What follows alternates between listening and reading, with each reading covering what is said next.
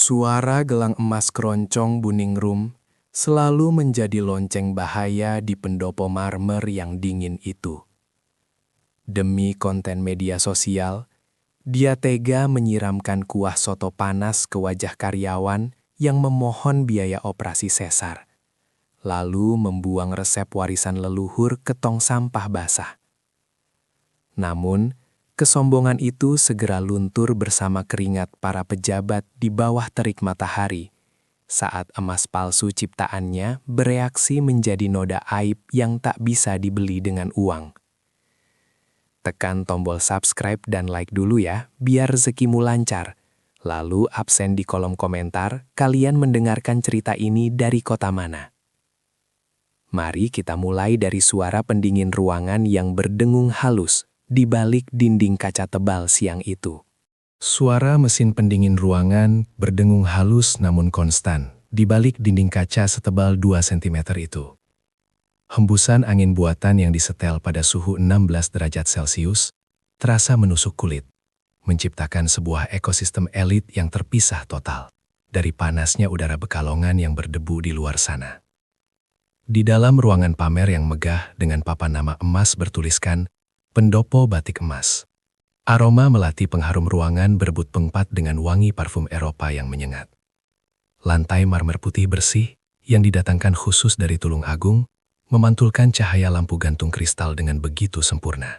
Seolah lantai itu haram hukumnya untuk dipijak oleh alas kaki yang murah, apalagi yang berdebu. Di tengah kemewahan yang dingin dan kaku itu, suara gemerincing gelang emas saling beradu setiap kali tangan pemiliknya bergerak. Bunyi itu berisik, mendominasi, dan memiliki irama yang khas.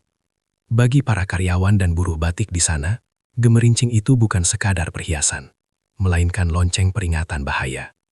Jika bunyinya pelan, suasana aman. Jika bunyinya gaduh dan cepat, berarti badai amarah sedang datang. Bu Hajah Ningrum duduk santai di sofa kulit impor berwarna krem, mengangkat satu kakinya di atas kaki yang lain.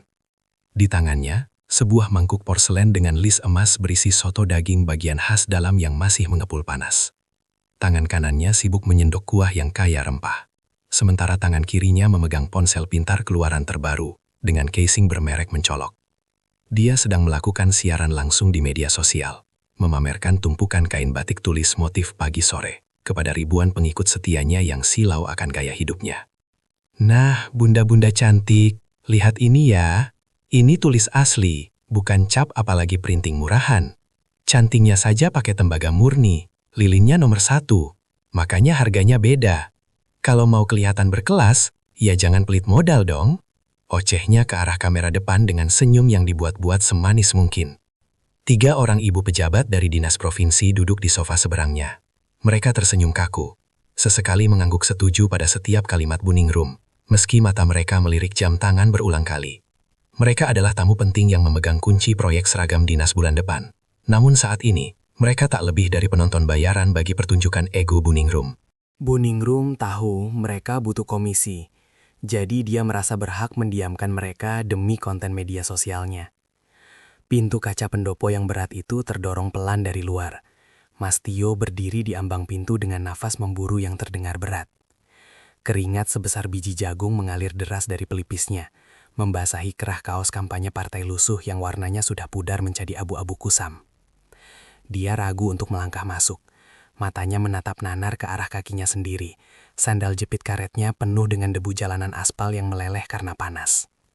Namun bayangan wajah istrinya, Sri, yang pucat pasi di bangsal puskesmas, serta teriakan bidan yang mengatakan bayinya sungsang dan harus operasi cito, memaksanya membuang sisa-sisa rasa malu. Dia melepas sandal jepitnya di teras luar, lalu melangkah masuk dengan kaki telanjang yang gemetar dan kapalan. Dinginnya lantai marmer langsung menyengat telapak kakinya yang kasar, sebuah kontras tajam yang seolah mengejek status sosialnya di ruangan itu. Buningrum melirik sekilas dari balik layar ponselnya tanpa menghentikan suapannya. Dia melihat Tio, tapi dia memilih untuk tidak menganggapnya ada. Dia sengaja membiarkan Tio berdiri canggung di dekat pintu, seperti sebuah hiasan buruk rupa yang merusak estetika ruangan. Tio meremas topi kumalnya hingga buku-buku jarinya memutih, menunggu isyarat untuk bicara. 1 menit berlalu seperti 1 jam. Isyarat itu tak kunjung datang. Dia memberanikan diri menyeret kakinya mendekat 2 langkah. Kepalanya menunduk dalam-dalam sebagai tanda hormat yang dipaksakan oleh keadaan. Suara perutnya yang belum diisi nasi sejak pagi terdengar samar. Untungnya kalah oleh suara renyah tawa Buningrum yang sedang menceritakan oleh-oleh coklat mahalnya dari luar negeri kepada penonton mayanya. "Bu, nyuhun sewu, Bu." Tio akhirnya membuka suara dengan parau. Kerongkongannya terasa kering dan pahit. Buningrum mendengus pelan, masih menatap layar ponsel. "Bentar Bunda, ada lalat masuk nih," ujarnya pada penonton live-nya, menyindir Tio secara terang-terangan. Tio menelan ludah, menahan perih di hati. Dengan suara bergetar dia mengutarakan maksud kedatangannya yang sangat mendesak. "Saya minta maaf mengganggu waktu istirahat Ibu, tapi Sri, istri saya Bu, dia pendarahan hebat. Bidan bilang harus dirujuk ke rumah sakit sekarang juga untuk operasi sesar." Tio mengambil nafas panjang, mengumpulkan keberanian. "Saya butuh pinjaman kasbon 5 juta rupiah, Bu. Itu sebenarnya hak saya, kalau dihitung dari uang lembur 3 bulan lalu yang belum Ibu bayar. Saya janji, bulan depan gaji saya dipotong habis tidak apa-apa, asal istri dan anak saya selamat hari ini." Buningrum meletakkan sendoknya dengan kasar, hingga berbunyi klontang nyaring saat beradu dengan mangkuk porselen. Siaran langsung di ponselnya dimatikan mendadak. Senyum manis yang tadi dipamerkan ke kamera lenyap seketika tanpa bekas, berganti dengan tatapan tajam dan merendahkan yang biasa membuat nyali para buruh menciut. Dia menatap Tio dari ujung kaki yang kotor sampai ujung kepala yang berkeringat dengan pandangan jijik, seolah Tio membawa penyakit menular ke dalam istananya. "Lembur?" Buningrum tertawa sinis, suaranya melengking. "Kamu ini ngelindur atau gimana? Kerjaan kamu minggu lalu saja berantakan. Sekarang minta uang? Kamu pikir saya bank berjalan?" Dia mulai menceramahi Tio dengan suara yang sengaja dikeraskan, volume yang dirancang agar para ibu pejabat itu mendengar betapa tegas dan berwibawanya dia sebagai pemimpin bisnis. Buningrum mengungkit kesalahan warna pada pesanan kain minggu lalu yang menurutnya terlalu gelap dan tidak sesuai standar premium butiknya. "Warna sogan yang kamu bikin itu butak, kayak air comberan," bentak Buningrum. Padahal Tio sudah menjelaskan berulang kali bahwa itu bukan salah takaran resep. Warna itu gelap karena bahan pewarna yang dibelikan Buningrum kualitasnya diturunkan demi memangkas biaya produksi, sementara Tio dipaksa menggunakan resep lama. Namun, bantahan dan penjelasan teknis adalah dosa besar di pendopo ini. Buningrum tidak mau mendengar alasan. Dia hanya peduli pada hasil akhir yang terlihat mata dan keuntungan yang masuk rekening. Kebenaran adalah apa yang dikatakan oleh pemilik modal. Tio mencoba memohon lagi. Kali ini tubuhnya merosot sampai berlutut di lantai marmer yang dingin itu. Dia tidak peduli harga dirinya hancur berkeping-keping di depan tamu-tamu terhormat yang wangi itu. "Demi Allah, Bu, ini nyawa 2 manusia. Anak saya sungsang, Bu. Kalau tidak ada uang muka, rumah sakit tidak mau tindakan. Tolonglah, Bu." Air mata laki-laki itu menetes jatuh ke lantai marmer, meninggalkan jejak basah yang kontras dengan kilauan lantai. Para tamu pejabat tampak gelisah dan tidak nyaman. Salah satu dari mereka membuang muka ke arah jendela, yang lain pura-pura sibuk mengaduk tas tangannya mencari sesuatu yang tidak hilang. Mereka tahu Buningrum keterlaluan, tapi mereka juga tahu mereka butuh uang pelicin darinya. Jadi mereka memilih bisu. Buningrum berdiri mendadak, membuat gelang-gelang emas keroncong di tangannya berbunyi gaduh. Cering, cering, cering. Dia mengambil mangkuk soto yang masih setengah penuh di meja. Kuahnya masih panas, mengepulkan uap beraroma kunyit dan bawang putih yang tajam. "Kamu itu ya, dikasih hati minta jantung. Sudah miskin, banyak drama." Tanpa aba-aba, dia mengayunkan tangannya. Buyur. Sisa kuah soto panas itu menyiram wajah, bahu, dan dada Tio. Cairan kuning berminyak yang panas itu mengguyur kulit leher Tio, meresap cepat ke kain kaos tipisnya. Panasnya langsung menyengat kulit, membuat Tio tersentak kaget. Potongan daging kecil, tauge, dan irisan daun bawang kini menempel di wajah dan bajunya yang basah kuyup. Baunya amis dan menyengat.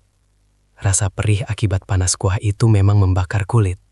Tapi rasa perih di hati Tio jauh lebih membakar, menghanguskan sisa-sisa harapannya. Keheningan melanda ruangan itu. Para tamu ternanga, tak menyangka Buningrum akan bertindak sejauh itu. Potongan daging dan tauge berserakan di lantai marmer yang suci dan di pangkuan Tio. Dia terdiam, syok, membeku. Tangannya gemetar ingin menyeka kuah di wajahnya, tapi dia urungkan. Bu Ningrum berkacak pinggang, menunjuk-nunjuk wajah Tio dengan jari telunjuknya yang dihiasi cincin berlian sebesar biji kelengkeng. "Lihat, lihat kelakuanmu!" teriak Bu Ningrum, memutar balikan fakta dengan luar biasa licin. "Datang-datang bikin kotor lantai saya. Kamu sengaja ya mau mempermalukan saya di depan Bu Dinas? Mau merusak citra batik emas dengan bau keringat dan bau soto ini?" Bu Ningrum menekan tombol interkom di dinding dengan kasar. "Satpam, masuk ke pendopo sekarang, seret sampah ini keluar." Tio berusaha bangkit, menahan perih di dadanya yang mulai melepuh memerah. Dia menatap lurus ke mata Bu Ningrum, mencari sisa hati nurani yang mungkin tertinggal di balik bedak tebal itu. Tapi nihil. Dia hanya menemukan tembok kesombongan yang kokoh dan dingin. Tio sadar, uang operasi itu tidak akan pernah keluar dari dompet tebal majikannya, meski dia bersujud sampai dahi berdarah sekalipun. Sebelum Tio sempat berbalik sepenuhnya, Bu Ningrum menahan langkahnya dengan satu bentakan terakhir. Matanya menyipit, teringat sesuatu yang krusial. "Heh, tunggu. Mana buku itu?" tagihnya galak. Dia menunjuk saku celana belakang Tio yang menyembul. Itu adalah buku catatan kecil. Sebuah buku tulis sekolah murah yang sampulnya sudah terkelupas dan dijilid lakban hitam. Buku resep campuran warna warisan kakek Tio. Di dalamnya tertulis rumus-rumus takaran pewarna alam dan kimia. Rahasia di balik warna sogan emas khas yang membuat batik produksi tempat ini terkenal mahal dan dicari kolektor. Selama ini, Tio yang menjaga kualitas warnanya. Bu Ningrum merasa buku itu adalah aset perusahaan, karena Tio mencatatnya selama bekerja di sana. Padahal, itu ilmu turun-temurun keluarga Tio. Tio meraba saku belakangnya secara refleks, melindungi harta terakhirnya. "Ini punya kakek saya, Bu, bukan inventaris toko." "Alah, kamu nulisnya pas jam kerja kan? Berarti itu punya saya." Bu Ningrum maju selangkah, dan dengan gerakan cepat merampas paksa buku itu dari tangan Tio yang lemas karena syok. Kuku panjang Bu Ningrum yang berkutek merah sempat menggores punggung tangan Tio, hingga meninggalkan bekas merah panjang yang perih. Bu Ningrum membuka-buka halaman buku itu dengan kasar. Dia mencibir melihat tulisan tangan jelek, coretan-coretan kode kimia, dan kertas yang sudah menguning terkena noda obat batik. Baginya, itu hanya sampah kuno. Dia merasa bisa menggantikan peran Tio dengan teknisi kimia lulusan universitas yang bisa dibayar murah. "Resep kuno ribet begini, pantesan produksinya lama," cemoohnya. "Saya nggak butuh ini. Saya butuh produksi massal, bukan seni-senian yang bikin bangkrut." Dua orang satpam berseragam safari mulai masuk dan memegang lengan Tio kiri dan kanan. Tio merontah pelan, bukan untuk melawan satpam, tapi matanya nanar menatap buku di tangan Bu Ningrum. "Bu, jangan Bu. Di halaman belakang ada catatan tanggal lahir anak saya yang pertama. Itu kenang-kenangan." Tio berteriak parau. Suaranya pecah. Bu Ningrum tertawa sinis, merasa menang mutlak karena berhasil memegang kendali penuh atas nasib fisik dan mental mantan karyawannya. Dia berjalan angkuh menuju sudut ruangan, tempat sebuah tong sampah stainless steel besar berdiri. Itu bukan tong sampah kertas. Itu adalah tempat pembuangan sisa cairan minuman tamu. Di dalamnya bercampur aduk sisa kopi, teh manis, susu, dan es batu yang sudah mencair menjadi air keruh yang lengket. Bu Ningrum mengangkat buku itu tinggi-tinggi, memastikan Tio melihatnya dengan jelas. "Jangan!" Tio berteriak. Suaranya menggema menyedihkan di ruangan berakustik mahal itu. Tapi teriakan itu terlambat. Bu Ningrum menjatuhkan buku resep itu ke dalam tong sampah basah tersebut. Plung! Bunyi itu terdengar pelan, tapi sangat menyakitkan bagi Tio. Kertas-kertas berharga itu langsung tenggelam ke dalam campuran cairan sisa yang kotor dan manis. Tinta pulpen murah di dalamnya pasti langsung luntur seketika, menghapus puluhan tahun pengalaman dan sejarah keluarga yang tercatat rapi, menjadi bubur kertas yang tak berguna. Bu Ningrum mengibaskan tangannya seolah baru saja membuang kotoran yang menempel. Dia kembali duduk di sofa, menyilangkan kaki, dan memberi isyarat pada pelayan cleaning service yang mengintip ketakutan.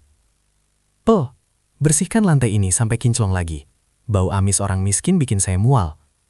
Tio diseret munduh oleh satpam. Kakinya terseret di lantai marmer, meninggalkan jejak debu yang bercampur tetesan kuah soto dari bajunya. Pintu kaca tertutup kembali dengan bunyi klik otomatis, memisahkan Tio dari dunianya yang baru saja runtuh total. Di luar, Panas matahari pukul 2 siang Pekalongan langsung menampar wajah Tio tanpa ampun. Dia berdiri terpaku di halaman parkir yang penuh mobil mewah. Pajero, Alphard, Innova Ribbon. Sementara dadanya terasa sesak bukan main. Dia tidak punya uang, tidak punya pekerjaan, seragamnya bau soto basi, dan resep warisannya kini hancur menjadi sampah di dalam tong sampah orang kaya. Dia meraba saku celananya yang kosong, hanya ada uang receh sisa kembalian angkot dan kunci motor. Dari balik kaca pendopo yang gelap, samar-samar terlihat Buning Room sudah tertawa lagi bersama tamu-tamunya, seolah kejadian barusan tidak pernah ada. Bagi Buning Room, Tio hanyalah noda kecil di lantai marmernya yang sudah dibersihkan. Dia tidak tahu bahwa doa orang yang teraniaya punya cara sendiri untuk menembus langit-langit beton yang angkuh itu. Tio mengepalkan tangannya yang gemetar. Air mata kemarahan bercampur dengan keringat dan sisa kuah soto di pipinya. Dia harus segera ke rumah sakit, entah dengan cara apa. Mungkin harus mengemis atau menjual motor bututnya. Dia menatap nanar ke arah pendopo itu sekali lagi, merekam wajah sombong Buning Room ke dalam ingatannya yang paling dalam, menjadikannya bahan bakar untuk bertahan hidup. Motor metik tua milik Tio menderu kasar saat dipaksa menyala. Knalpotnya mengepulkan asap hitam yang sumbang di antara mobil-mobil kinclong itu, membawa pergi dendam yang baru saja lahir. Suara hiruk-pikuk tawar-menawar di pasar grosir Stono terdengar seperti dengungan lebah raksasa yang tak pernah tidur. Sebuah simfoni kekacauan yang memusingkan kepala.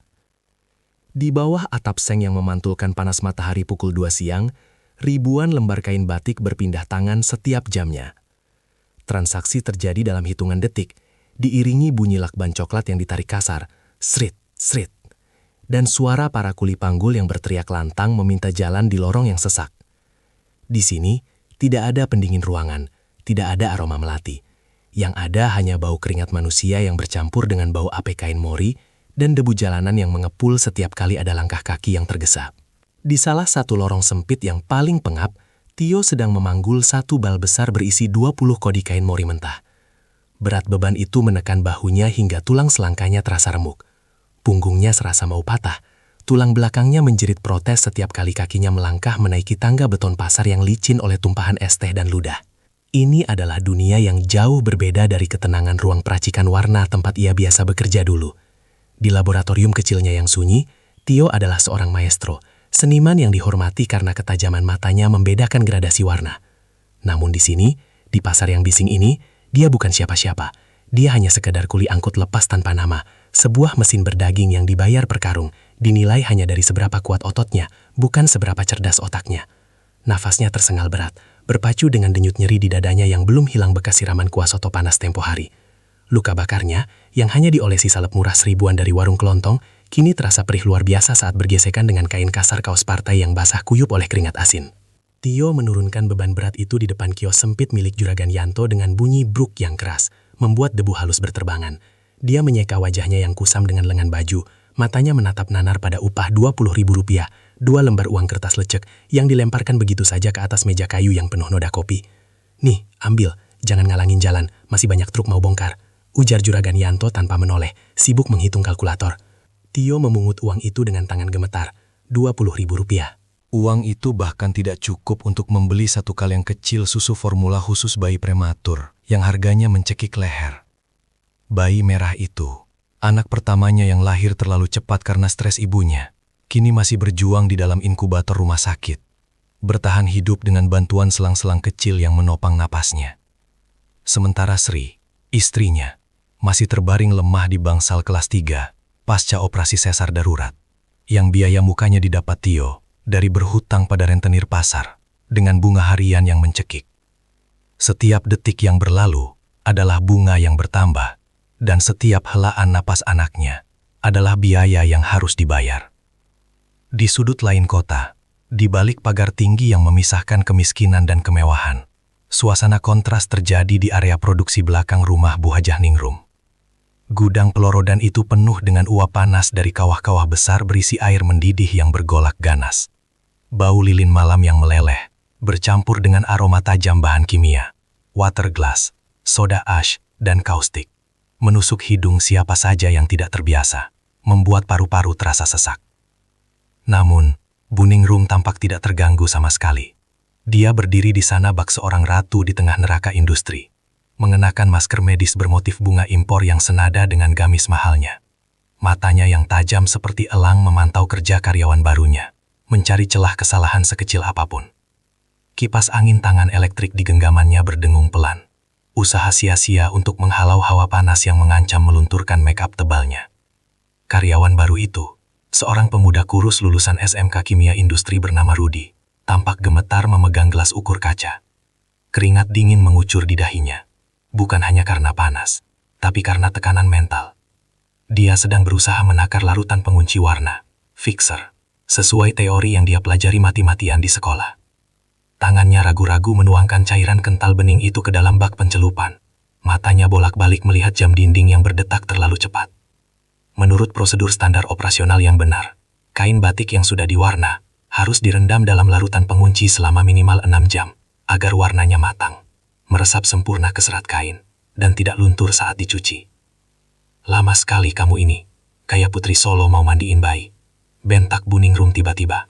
Suaranya teredam masker, namun tetap terdengar tajam dan menusuk. Dia mengibaskan kipas lipat sutranya dengan gerakan menyentak. Tanda ketidaksabarannya sudah di ubun-ubun. Rudy tersentak kaget. Gelas ukur di tangannya hampir tergelincir jatuh ke lantai beton. Ini harus 6 jam, Bu. Sesuai takaran standar, biar bonding kimianya kuat. Kalau kurang, nanti warnanya nggak ngikat. Jawabnya takut-takut. Mencoba membela diri dengan logika ilmiah yang dia yakini benar. Buningrum mendengus tasar.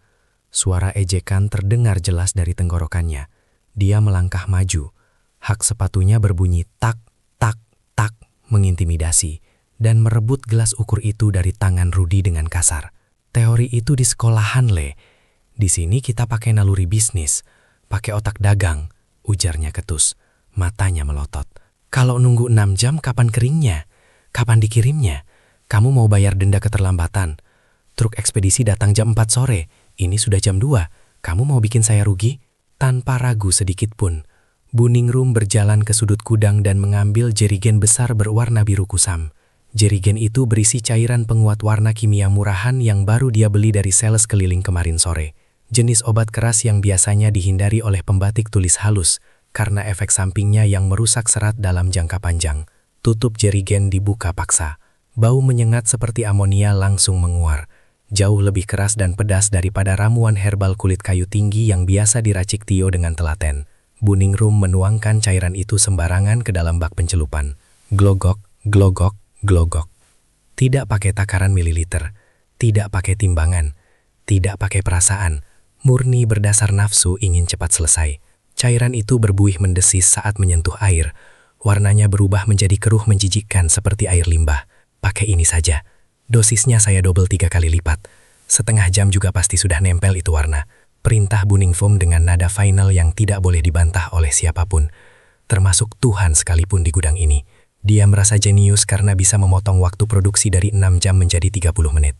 Baginya, Tio selama ini hanyalah orang bodoh dan kaku yang terlalu memuja proses lama yang membuang-buang waktu dan uang. Efisiensi adalah raja, kualitas adalah urusan belakangan. Rudy melongo, mulutnya sedikit terbuka. Dia tahu secara kimiawi ini adalah bencana yang tertunda. Ikatan molekul warna tidak akan pernah sempurna jika dipaksa cepat dengan dosis tinggi. Overdosis kimia. Itu seperti memaksa buah mangga matang dengan karbit yang terlalu banyak. Luarnya terlihat kuning ranum, tapi dalamnya busuk dan masam. Tapi melihat kilatan mata Buningrum yang mengintimidasi dan ancaman potong gaji yang tersirat, Rudy memilih menelan lidahnya sendiri. Dia buru-buru, dengan hati berat, mencelupkan kain-kain batik motif parang itu ke dalam larutan oplosan maut tersebut. Kain-kain itu diangkat dari bak pencelupan hanya setelah 30 menit perendaman. Secara ajaib, dan ini yang menipu mata awam, warnanya memang terlihat menyala seketika. Warna kuning keemasannya tampak begitu hidup, mentereng dan ngejreng. Bahkan terlihat lebih berkilau daripada buatan Tio yang biasanya lebih kalem, matte dan elegan. Lapisan kimia tebal di permukaan kain memantulkan cahaya, menciptakan efek visual yang memukau sesaat. Buningrum tersenyum puas di balik maskernya.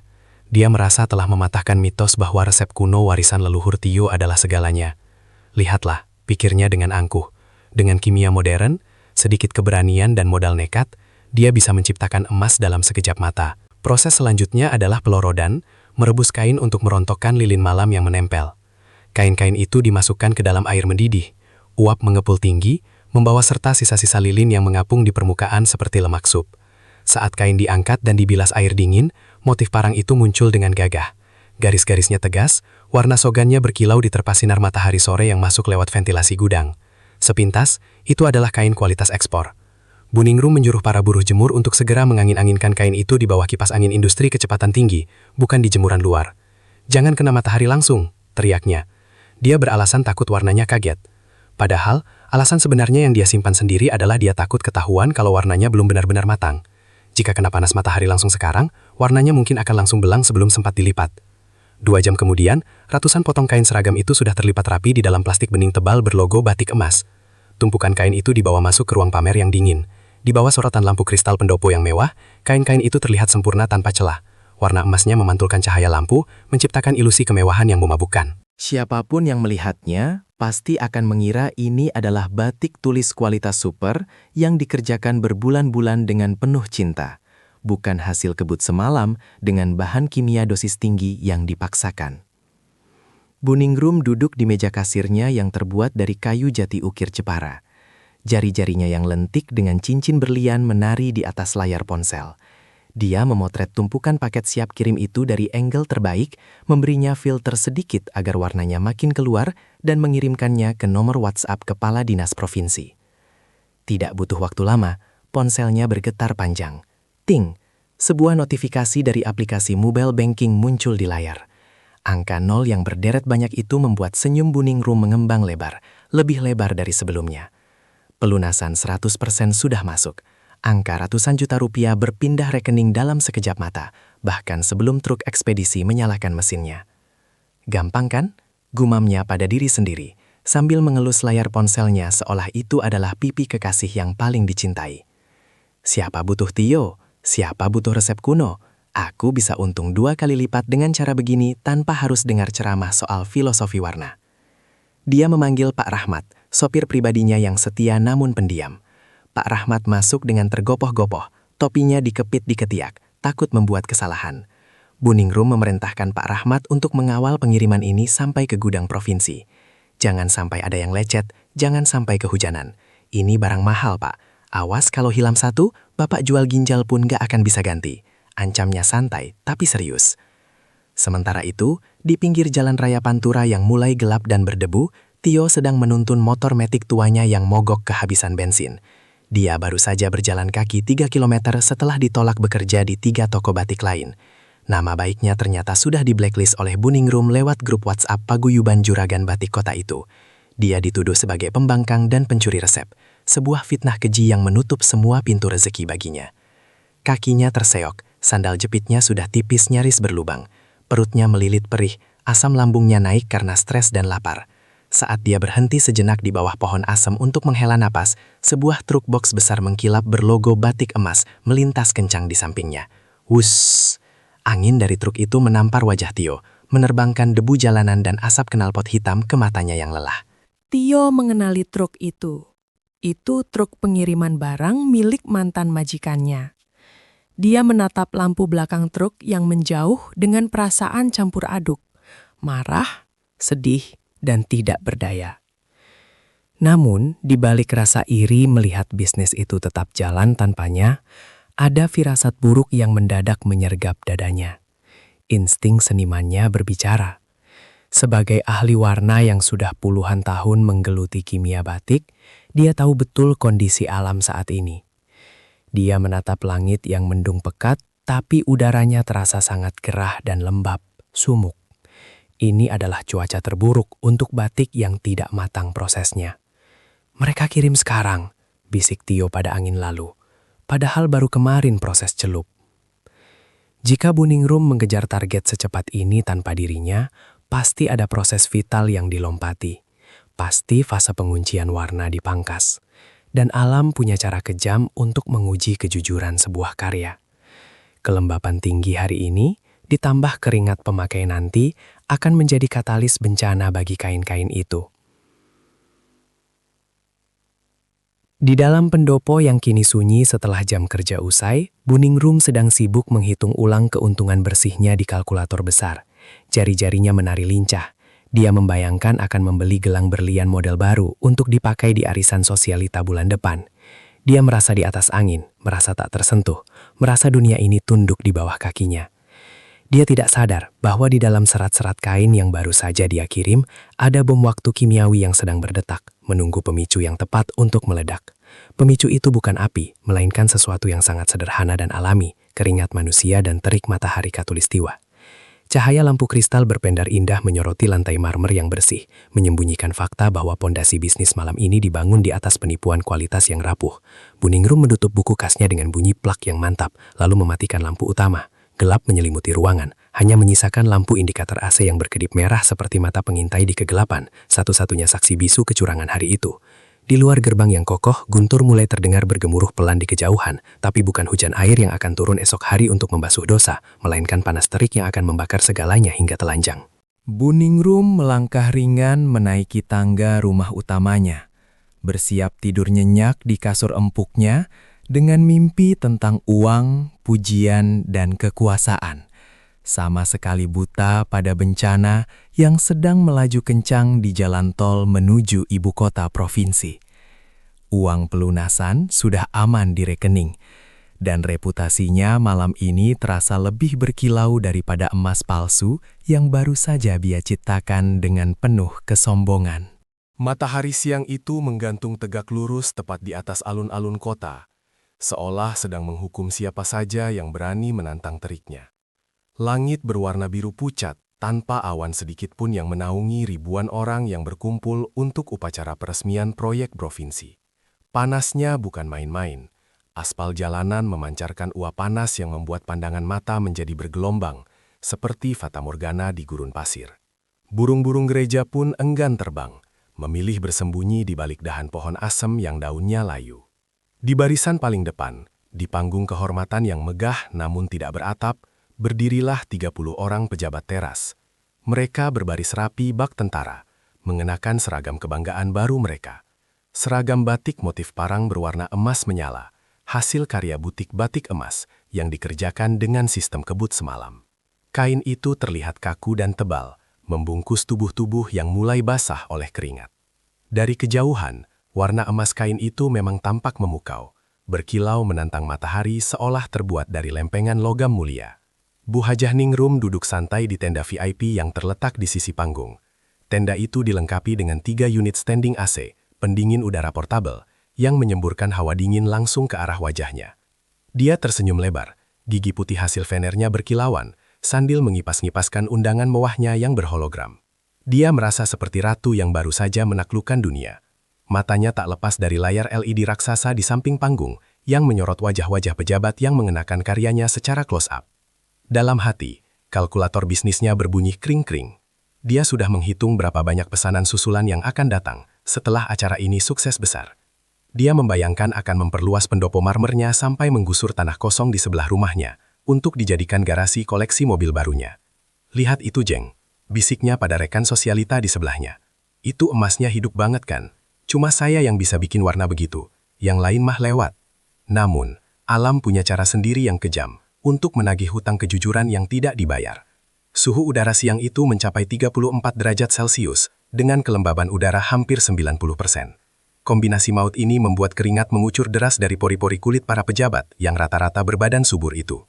Keringat asin itu mulai merembes keluar, membasahi lapisan dalam kain seragam yang serat-seratnya dipenuhi residu bahan kimia penguat warna dosis tinggi. Reaksi kimia yang tertunda kini mulai terjadi, tepat di saat sorotan kamera televisi sedang melakukan zoom in untuk siaran langsung ke seluruh penjuru provinsi. Salah satu pejabat, seorang bapak berkumis tebal di barisan tengah, mulai merasa gatal yang luar biasa di bagian leher dan ketiaknya. Rasanya seperti dikerubuti semut api. Dia mencoba menahan diri demi protokol upacara, tapi rasa perih itu makin menjadi-jadi saat keringatnya bereaksi dengan sisa amonia di kain. Dia menggaruk pelan bagian belakang lehernya, berusaha menjaga wibawa. Namun, saat tangannya ditarik kembali, telapak tangannya tidak lagi bersih. Telapak tangan itu berwarna coklat kemerahan, lengket seperti lumpur. Wajahnya berubah panik. Dia menoleh ke rekannya di samping, Pak Kepala Dinas yang berdiri tegak, pemandangan horor itu terpampang nyata di depan matanya. Kerah kemeja putih bersih yang dipakai sebagai dalaman Pak Kepala Dinas kini telah berubah warna. Noda coklat kotor yang menjijikkan merembes dari kerah batik, meleleh turun ke dada kemeja putih itu, seolah-olah leher mereka sedang mengeluarkan darah kotor atau nanah. Warna emas instan ciptaan Buningrum ternyata sama sekali tidak terkunci sempurna ke dalam serat katun. Proses perendaman yang dipangkas paksa dari 6 jam menjadi 30 menit membuat molekul warna hanya menempel di permukaan, rapuh dan labil. Keringat panas dan gesekan tubuh memecah ikatan kimia yang lemah itu, membuat pewarna luntur seketika dalam jumlah masif. Di layar besar, terlihat jelas lelehan warna luntur itu mengalir di punggung, ketiak, dan dada para pejabat. Mereka tampak seperti sedang meleleh di bawah matahari, menciptakan peta noda abstrak yang memalukan di baju dinas seharga jutaan rupiah itu. Bisik-bisik mulai terdengar dari kerumunan penonton di alun-alun. Awalnya pelan, lalu berubah menjadi gelombang tawa tertahan yang riuh. "Ih, kok luntur? Itu batik apa cat air?" celetuk warga yang berdiri di dekat pagar pembatas. Hujatan mulai terdengar. Kamera televisi yang jujur dan tak kenal ampun menangkap momen memalukan ketika istri gubernur mencoba membersihkan noda di lengan suaminya dengan tisu basah. Namun tindakan itu justru memperburuk keadaan. Noda itu melebar kemana-mana. Tisu itu berubah hitam legam dalam sedetik. Citra wibawa runtuh seketika, digantikan oleh pemandangan badut-badut menyedihkan yang memakai baju luntur. Buningrum terlonjak dari kursi empuknya seolah disengat listrik. Kipas di tangannya jatuh ke tanah. Wajahnya pucat pasi. Darah seolah tersedot habis dari wajahnya, membuatnya terlihat lebih putih dari bedak tebalnya. Jantungnya berdegup kencang menabrak rongga dada. Dia merogoh tasnya, melihat ponselnya yang mulai bergetar gila-gilaan. Tring, tring, tring. Suara notifikasi itu bertubi-tubi seperti tembakan senapan mesin. Bukan notifikasi uang masuk, melainkan ribuan komentar pedas di siaran langsung media sosialnya. "Ini penipuan publik. Batik emas atau batik lumpur? Memalukan nama daerah. Boykot. Halah, gaya doang selangit, kualitas sampah." Kata-kata itu membanjiri kolom komentar akun bisnisnya yang selama ini dia banggakan, menghancurkan branding mewah yang dia bangun bertahun-tahun dalam hitungan menit. Dia berusaha kabur dari tenda VIP, menyelip di antara tamu undangan lain sebelum ada yang menyadari kehadirannya. Tapi langkahnya terhenti kasar. Seorang ajudan gubernur bertubuh tegap menghadangnya. Wajah ajudan itu merah padam menahan marah. Seragamnya sendiri juga terlihat ada bercak luntur di bagian lengan. "Buningrum!" bentak ajudan itu di depan umum, tak peduli sopan santun lagi. "Ibu harus jelaskan ini. Bapak gubernur marah besar. Kenapa seragam mahar begini kualitasnya lebih buruk daripada taplak meja pasar malam? Ibu mau menyabotase acara negara?" Buningrum gagap, lidahnya keluh. Keringat dingin sebesar biji jagung mulai menetes di pelipisnya, melunturkan eyelinernya. Itu mungkin salah laundry, Pak. Bukan salah kain saya." Elaknya panik, mencari alasan konyol. "Jangan bohong, ini baru dipakai sekali dari plastik." Potong ajudan itu kasar. "Tunggu surat panggilan dari inspektorat besok pagi." Buningrum gemetar hebat. Dia tidak bisa menyalahkan Tio, dia tidak bisa menyalahkan Rudi si anak baru, karena dia sendirilah yang memerintahkan penggunaan obat kimia dosis tinggi itu demi mengejar setoran. Karma itu datang kontan, tanpa cicilan. Dengan tangan gemetar tak terkendali, Buningrum menelpon Pak Rahmat, sopirnya. "Jemput saya, sekarang, di pintu belakang," teriaknya histeris. Namun sial baginya, mobil Alphard putih kebanggaannya terjebak macet parah oleh kerumunan orang yang bubar karena kekacauan acara. Buningrum terpaksa lari tertatih-tatih dengan sepatu hak tingginya, menutupi wajahnya dengan tas branded agar tidak dikenali wartawan. Di dalam mobil yang akhirnya berhasil dia capai, suasana hening namun mencekam. AC mobil yang dingin tidak mampu mendinginkan kepalanya yang mau pecah. Buningrum menangis histeris, memukul-mukul jok kulit mobilnya. Dia butuh solusi instan. Dia butuh kambing hitam atau malaikat penyelamat. Pikiran liciknya kembali bekerja di tengah kepanikan. Tio, ya, Tio. Mantan karyawannya itu pasti tahu caranya. Tio adalah ahli kimia warna. Dia pasti punya ramuan penghilang noda atau cara mencuci ulang kain-kain itu agar warnanya kembali terkunci. Buningrum yakin uang bisa membeli segalanya, termasuk harga diri Tio yang dulu dia injak-injak. "Ke gudang Haji Somad, Pak Rahmat. Cepat, lewat jalan tikus," perintahnya. Dia tahu dari gosip pasar bahwa Tio sekarang bekerja di sana. 1 jam kemudian, mobil mewah itu berhenti di depan sebuah gudang tua di pinggiran kota. Papan namanya sederhana, terbuat dari kayu yang dicat tangan. Batik murni, sedia batik tulis asli dan pewarna alam. Itu adalah gudang milik Haji Somad, saingan bisnis Buningham yang selama ini selalu dia ejek kuno dan lambat, karena bersikeras tidak mau main curang dengan kimia jahat. Buningrum turun dengan tergesa-gesa, hak sepatunya hampir patah menginjak bebatuan halaman yang belum disemen. Dia menerobos masuk tanpa permisi. Di dalam gudang itu, suasananya sangat berbeda dengan pabriknya.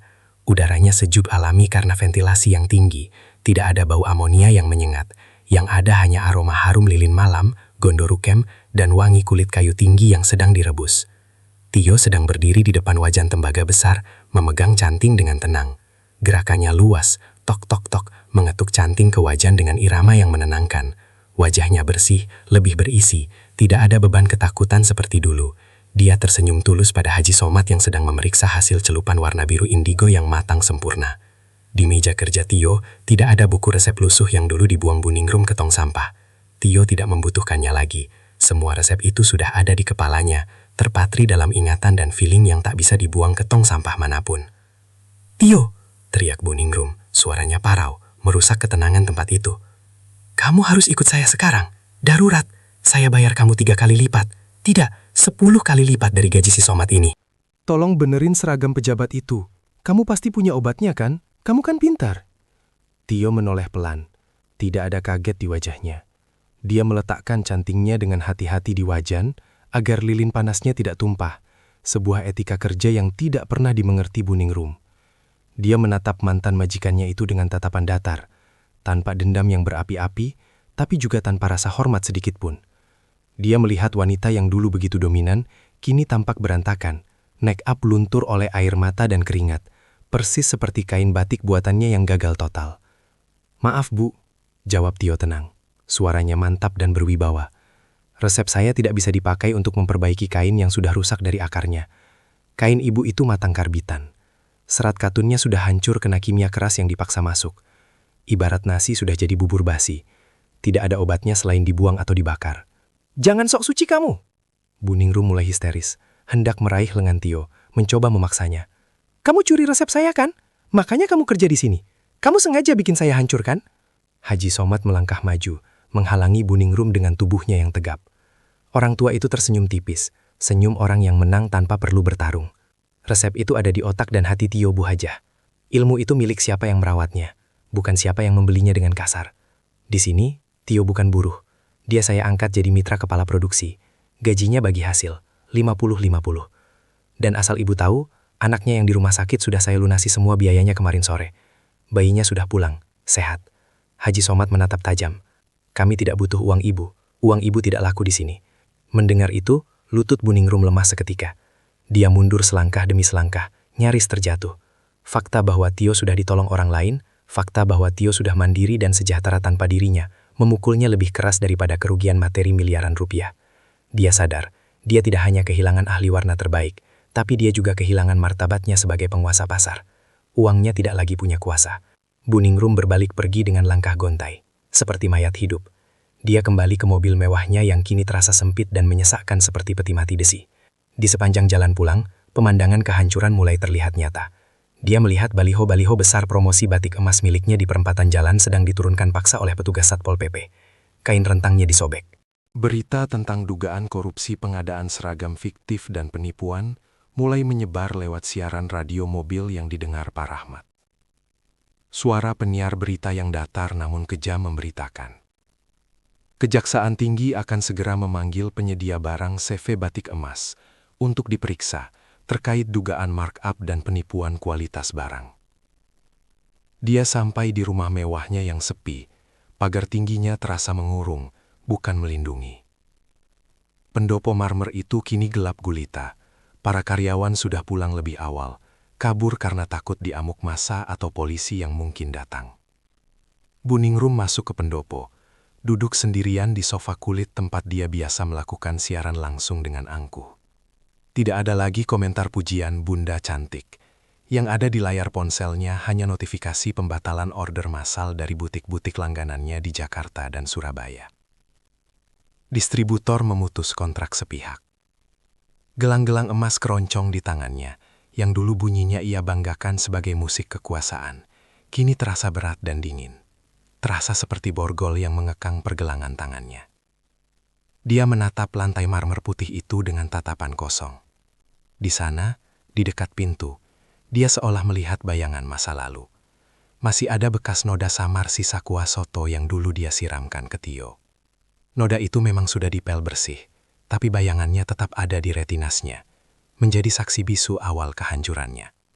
Buningrum menyadari dengan pedih bahwa dia sendirilah yang mengundang petaka ini masuk ke rumahnya. Petaka itu bermula tepat di detik dia membuang buku resep lusuh itu ke tong sampah dan memecat ketulusan seorang ayah demi keuntungan sesaat yang fana. Di luar gerbang yang tinggi, suara sirine mobil patroli polisi terdengar meraung-raung mendekat dari kejauhan.